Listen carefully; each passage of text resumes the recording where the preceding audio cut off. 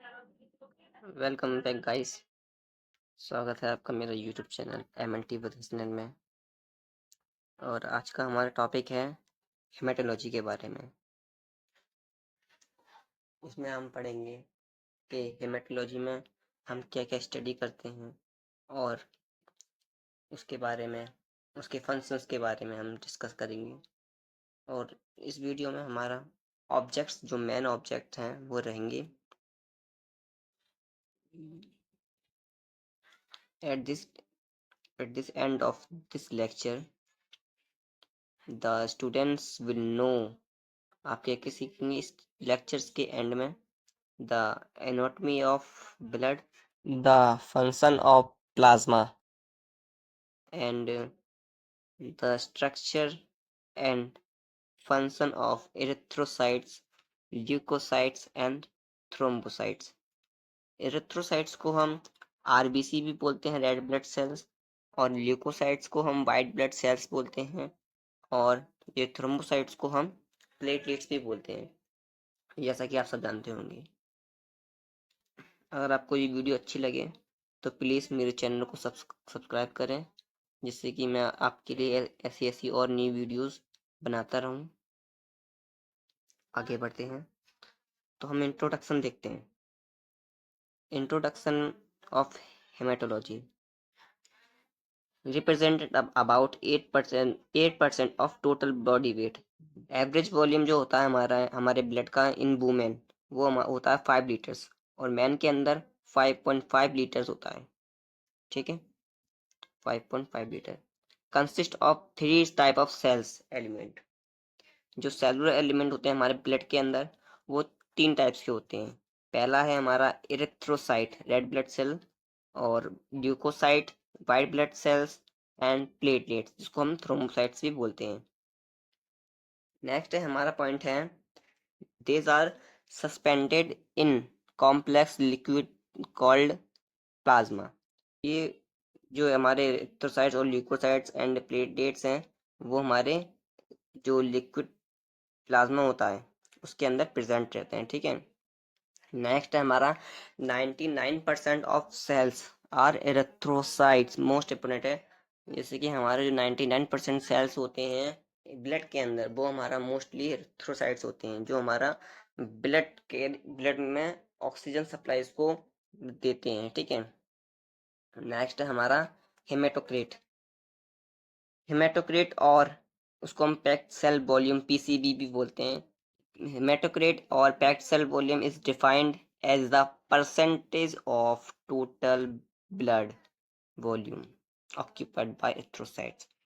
जो एरिथ्रोसाइट्स का total blood में जो वॉल्यूम होता है, उसको हम बोलते हैं हेमेटोक्रेट या packed cell volume.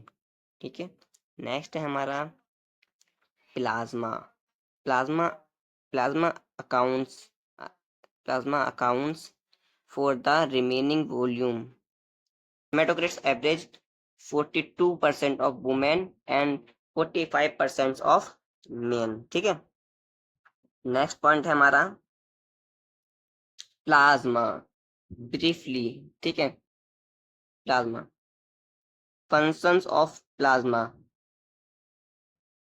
function of plasma are carry out plasma protein. जो हमारा प्लाज्मा है वो प्लाज्मा प्रोटीन को कैरी करता है, और जो हमारा प्लाज्मा होता है वो 90%, 90% हमारा वाटर से मिलके बना होता है। ठीक है, वाटर, जो प्लाज्मा में 90% वाटर होता है। ठीक है, नेक्स्ट पॉइंट है हमारा plasma is able to absorb and distribute much of the heat generate metabolically within tissue.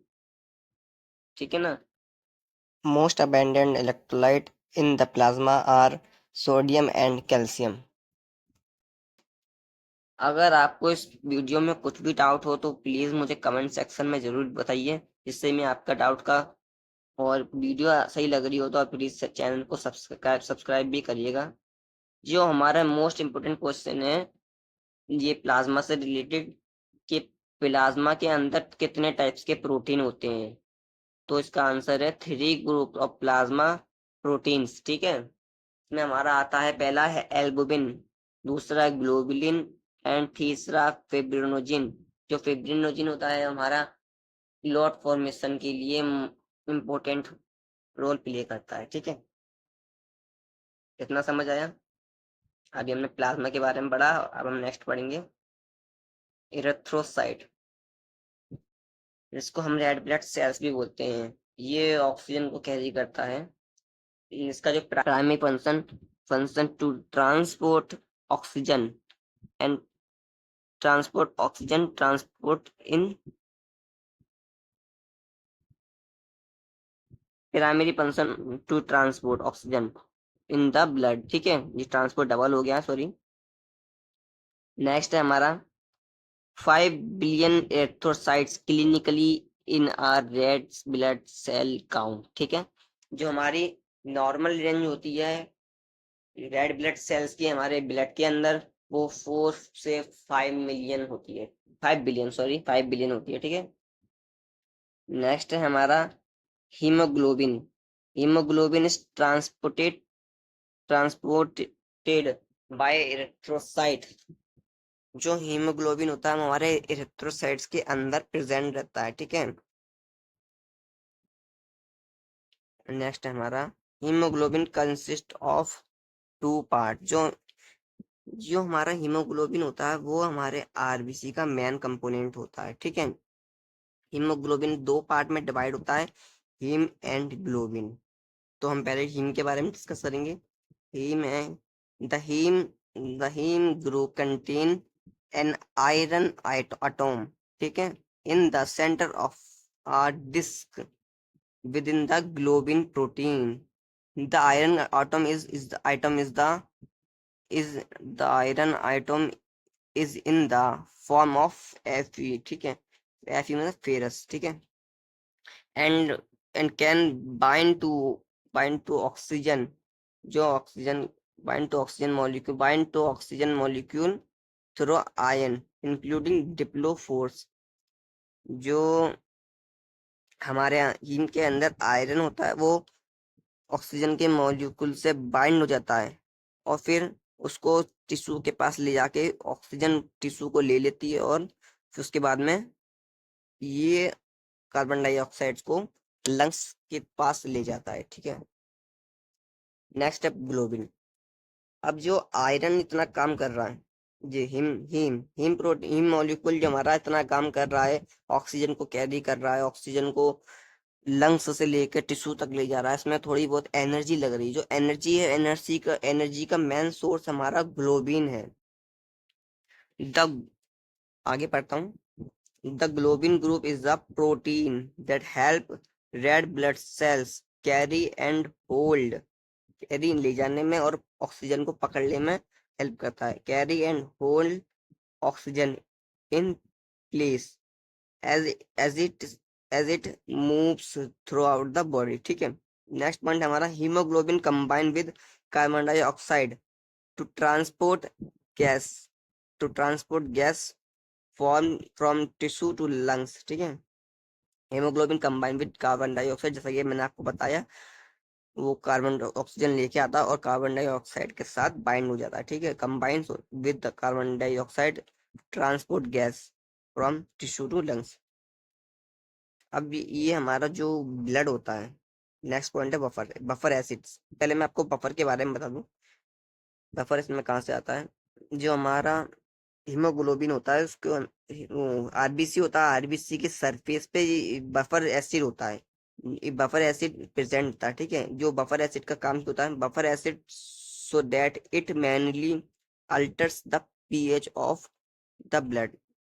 जो बफर एसिड होता है, उसका काम ये होता है, ब्लड के पीएच लेवल को लेवल में रखता है, जिसका आई थिंक उसका 7.4 होता है पीएच ब्लड का, उसको स्टेबल करके रखता है। नेक्स्ट पॉइंट है कार्बन मोनोऑक्साइड। अब आप बोलेंगे कार्बन डाइऑक्साइड तो उसमें होती है, लेकिन कार्बन मोनोऑक्साइड, जिसको हम सीओ भी बोलते हैं। ठीक है, सीओ। अब सीओ उसमें कहाँ से आएगी। कार्बन डाइऑक्साइड के साथ हमारी थोड़ी बहुत सीओ भी आ जाती है बाहर बॉडी से या सेल से, कहीं कहीं से भी आ सकती है, जरूरी नहीं है हमारी आउटसाइड बॉडी आए, इनसाइड बॉडी से भी आ सकती है। अब कार्बन मोनोऑक्साइड शरीर में आ तो जाती है, लेकिन यह शरीर से बाहर निकलने में बहुत तकलीफ देती है, लेकिन निकल नहीं पाती है। ये हमारे हार्ट के पास कार्बन मोनोऑक्साइड पहुंच जाती है और हार्ट में के आसपास इकट्ठा हो जाती है, इससे हमारे कार्डियोवास्कुलर सिस्टम पे इफेक्ट पड़ता है। ठीक है। अब नेक्स्ट पॉइंट हमारा spleen destroy the red blood sales. जो आपको पता होगा, स्प्लीन को ग्रेवयार्ड और ग्रेवयार्ड ऑफ आरबीसी भी बोलते हैं, जहाँ पे आरबीसी को डिस्ट्रॉय किया जाता है। ठीक है। इरिथ्रोपोइसिस, अभी हमने डिस्ट्रॉय की बात कर ली, स्प्लीन में डिस्ट्रॉय होती है आरबीसी। ठीक है, इरिथ्रोसाइट्स। अब erythropoiesis, erythropoiesis means the formation of RBC process को बोलते हैं इरिथ्रोपोइसिस।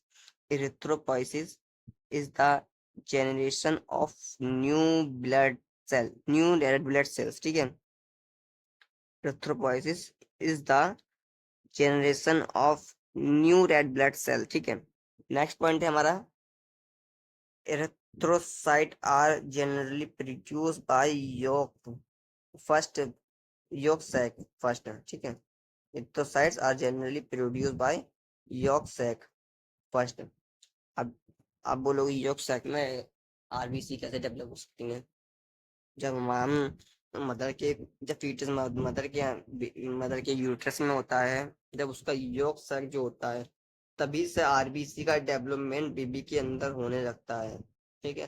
फिर उसके बाद में जब हमारा बेबी के फीटस के अंदर रेड बोन मेरो डेवलप्ड होता है, उसके बाद में रेड बोन मेरो में आरबीसी का फॉर्मेशन होता है। उससे पहले योग सैक में हमारा आरबीसी का प्रोडक्शन होता है। ठीक है। नेक्स्ट पॉइंट है हमारा erythropoietin. Erythropoietin is produce by kidney.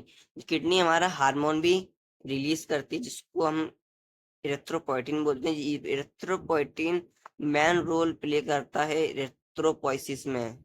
ठीक है। इरिथ्रोपोइटिन नहीं होगा तो इरिथ्रोपोइसिस भी नहीं होगा, जो रेड बोन मेरो में होता है। नेक्स्ट हमारा immature red blood cells are called reticulocytes. Reticulocytes count हम करवाते हैं जनरली जब किसी पेशेंट के अंदर आरबीसी काउंट नॉर्मल होता है, लेकिन हीमोग्लोबिन कंटेंट कम होता है। और जो रेटिकुलोसाइट और हीमोग्लोबिन सॉरी रेटिकुलोसाइट्स और इरिथ्रोसाइट्स में एक ही फर्क होता है। इरिथ्रोसाइट्स में हीमोग्लोबिन होता है, टोटल अमाउंट में होता है, लेकिन रेटिकुलोसाइट्स में हीमोग्लोबिन बहुत ही कम होता है। इसी वजह से हम इसको इमेच्योर आरबीसी बोलते हैं। ठीक है। नेक्स्ट, रेड, जैसे कि हमने आपको बताया, रेड बोन मेरो में आरबीसी का फॉर्मेशन और व्हाइट ब्लड सेल्स भी और थ्रोम्बोसाइट्स यानी कि प्लेटलेट्स भी होती हैं, वहाँ पर फॉर्मेशन होता है। ठीक है। अब पढ़ते हैं हम आगे। रेड बोन मेरो can be found in adult. जो अडल्ट के अंदर रेड बोन मेरो होता है, वो स्टर्नम में होता है, वर्टिब्रा में होता है, ribs end of the long bone, long bone के अपर एंड पे होता है। ठीक है, जैसे कि हमारे femur bone and base of the skull. Skull में भी रेड बोन मेरो होता है, उसके बेस में। ठीक है। अभी हमने इरिथ्रोसाइट्स के बारे में डिस्कस करा। ठीक है। नेक्स्ट है हमारा ल्यूकोसाइट। इसमें हम आगे सीबीसी की रिपोर्ट जो होती है, इसमें नॉर्मल रेंज क्या होती है उसके बारे में भी हम आपको डिस्कस करेंगे अभी हम। ठीक है। अगर आपको बिल्कुल थोड़ा सा भी ये वीडियो अच्छा लग रहा है तो प्लीज इसको लाइक करिएगा। बहुत मेहनत लग रही है इसको वीडियो बनाने में, लेकिन हम आपके लिए वीडियो बनाते रहेंगे। ठीक है। और ऐसी ऐसी इंफॉर्मेटिव वीडियोस के लिए प्लीज चैनल को सब्सक्राइब करिए। ठीक है। नेक्स्ट है हमारा ल्यूकोसाइट। ये कहाँ गया, sorry.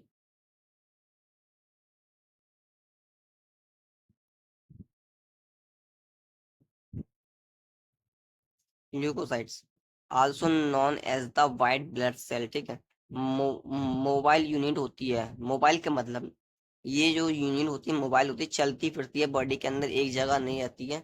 Mobile unit of the body immune defence system.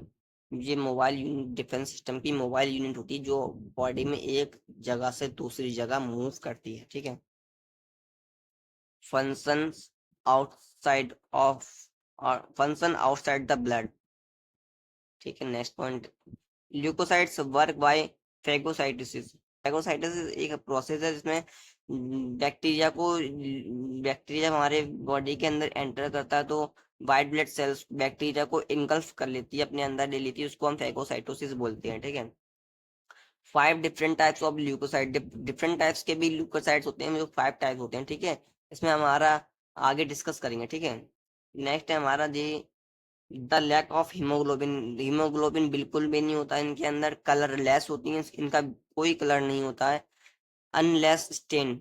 ये 5 types of circulating leukocytes are, जो 5 टाइप्स हमने हमने हम 5 टाइप्स हमने आपको बताया वो इस प्रकार से हैं।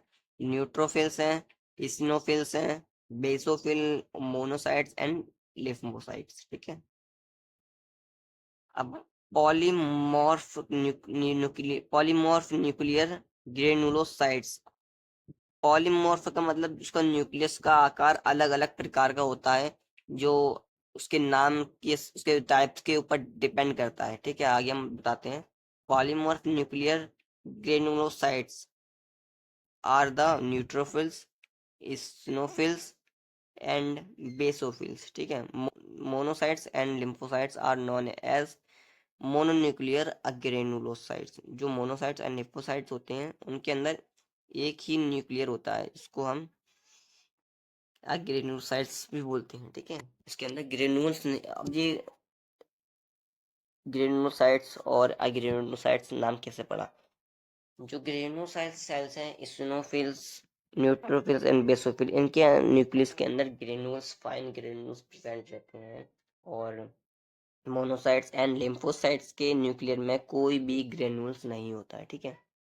नेक्स्ट पॉइंट है हमारा produce and produce at varying rates depending on the changing different need on the body. White blood cells होती हैं जो हमारे शरीर के अंदर, उनका काउंट है घटता बढ़ता रहता है। जब हमारी बॉडी के अंदर कोई बैक्टीरिया अटैक करता है तो उसका काउंट ज़्यादा हो जाता है और फिर वो अटैक करती है उन पे। जब बैक्टीरियल अटैक खत्म हो जाता हो तो ये लेटेंट फेज में चली जाती हैं और उसका काउंट कम होता है, ठीक है। वो जो समय के हिसाब से घटता या बढ़ता है, ठीक है।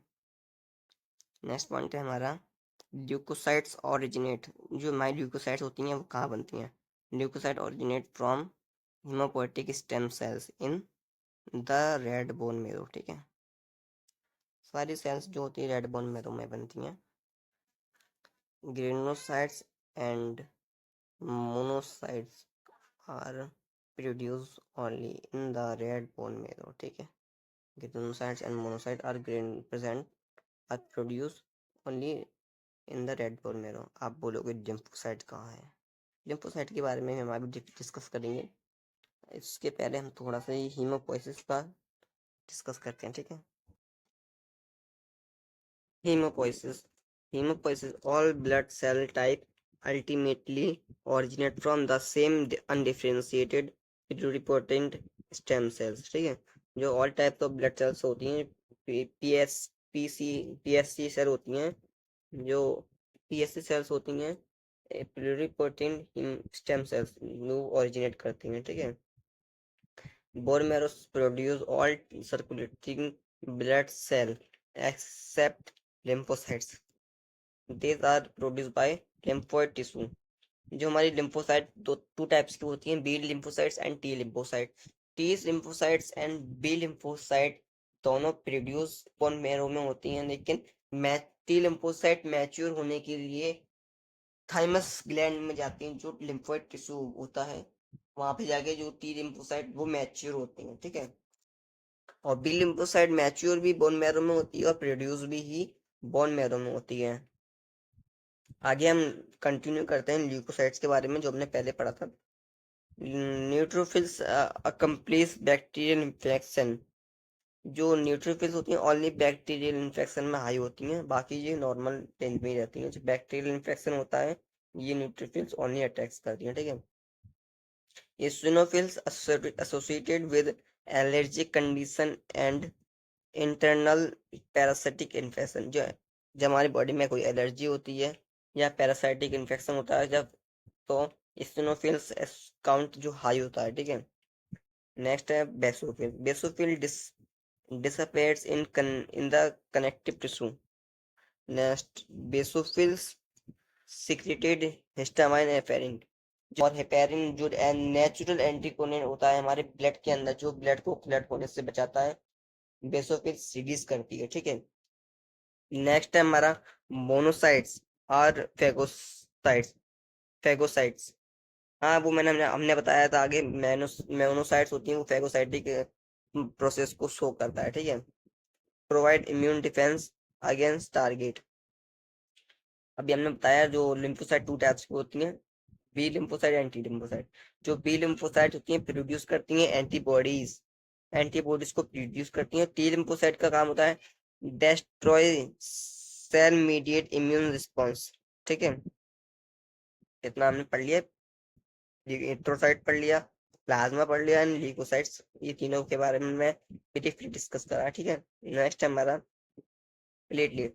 प्लेटलेट एक मेजर रोल प्ले करता है ब्लड के अंदर। ब्लड को क्लॉट करना है या कब ब्लड को क्लॉट करना है, कब ब्लड को क्लॉट नहीं करना। अगर ये नॉर्मली कंडीशन में ब्लड को क्लॉट करेगा तो ब्लड ब्लॉक हो जाएंगी, तो और हार्ट अटैक के चांस बढ़ जाते हैं, इसीलिए। और जब हमारे कहीं ट्रॉमा होता है, इंजरी होती है, तो वहाँ पे प्लेटलेट्स प्लेटलेट्स जो होती हैं ब्लड को क्लॉट करती हैं, जहाँ से ब्लीडिंग रुकती है, ठीक है। आगे बढ़ते हैं। Megakaryocytes are cell in the bone marrow. Bone marrow के अंदर मेगाकार्योसाइट्स होती हैं that produce platelets which are essential for hemostasis and thrombosis. Megakaryocytes are derived from the hemopoietic stem cells in the bone marrow, ठीक है। Megakaryocytes are derived, जो megakaryocytes होती हैं वो हेमोपोietic स्टेम सेल से बनती हैं, जो हमारे रेड बोन मैरो में होता है, ठीक है। ये हमने पूरा डिस्कस कर लिया, ये एरिथ्रोसाइट्स, ल्यूकोसाइट्स और प्लेटलेट, ठीक है। नेक्स्ट हमारा कंप्लीट ब्लड काउंट, ठीक है। Also known as CBC. CBC को हम कंप्लीट ब्लड काउंट बोलते हैं, जो फुल फॉर्म होती है इसकी। नेक्स्ट हमारा provide detail information about three types of cells in the blood: red blood cells, white blood cells and platelets. Blood cells, blood cells made from bone marrow. Blood cells bone marrow में बनती हैं। Measure measure white blood cell count, red blood cell count, hemoglobin, hematocrit and platelet, ठीक है। Haematocrit मैंने आपको बताया था, PCB उसको बोलते हैं। जो टोटल वॉल्यूम होता है आरबीसी का, उसको हम हेमेटोक्रिट बोलते हैं। अब इनके हम नॉर्मल रेंज भी देख लेते हैं, ठीक है। WBC white blood cell count measure in 1000 per cubic millilitre of blood, ठीक है। नॉर्मल जो इसकी 3.4 टू 9.6 की पर क्यूबिक एम, ठीक है। Red blood cell measure in millions cubic per M M of blood. RBC count 4.5 से 6.0 मिलीलीटर पर क्यूबिक एमएम मेल्स में होता है, एंड फीमेल्स में होता है 4.0 से 5.5 मिलीलीटर पर क्यूबिक एमएम, ठीक है। प्लेटलेट काउंट होता है 1.5 लाख से 4 lakh per cubic MM. Haemoglobin, haemoglobin measure in gram per decilitre, G per decilitre, ठीक है, DL of blood. Haemoglobin range males में अलग होती है, फीमेल्स में अलग होती है। हीमोग्लोबिन की रेंज मेल्स में होती है 13.5 से 17.5 ग्राम पर डेसीलीटर, और फीमेल्स के अंदर होती है 12.5 से 15.5 ग्राम पर डेसीलीटर।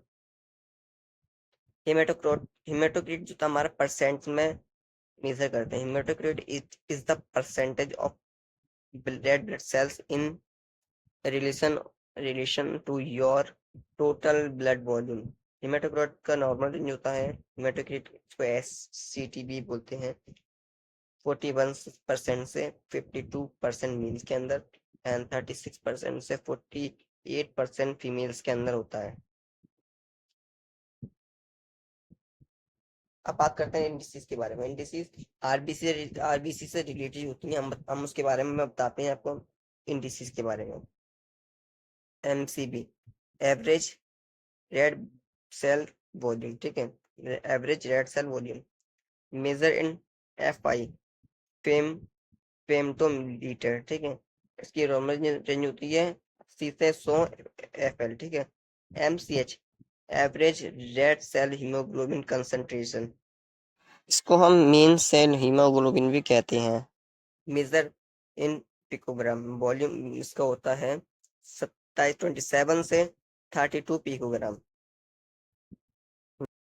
अब है MCHC, mean cell hemoglobin concentration, compares the weight of the hemoglobin in a red cell to the size of the cell, reported in percentage और ग्राम पर डेसीलीटर। और इसकी वैल्यू होती है 33 से 38%। अब बात आती है abnormal condition count of CBC report. जब कोई किसी चीज की वैल्यू हाई होती है या कम होती है, तब उसको हम क्या बोलेंगे क्या नहीं बोलेंगे, उसके बारे में हम डिस्कस करते हैं, ठीक है। एरिथ्रोसाइटोसिस, एरिथ्रोसाइटोसिस मतलब एरिथ्रोसाइट्स का काउंट को एरिथ्रोसाइट्स का काउंट को इंक्रीज हो जाना, इसको हम एरिथ्रोसाइटोसिस बोलते हैं। नॉर्मल इससे हाई होना, ठीक है। Erythrocytosis sometimes called polycythaemia. जब ऑब्वियसली अगर तुम्हारा एरिथ्रोसाइट काउंट ज्यादा है तो हीमोग्लोबिन काउंट भी ज्यादा होगा। जब हमारा हीमोग्लोबिन काउंट ज्यादा होता है तो हम इसको पॉलीसाइथेमिया बोलते हैं, और हीमोग्लोबिन काउंट कम होता है तो हम इसको एनीमिया बोलते हैं, ठीक है।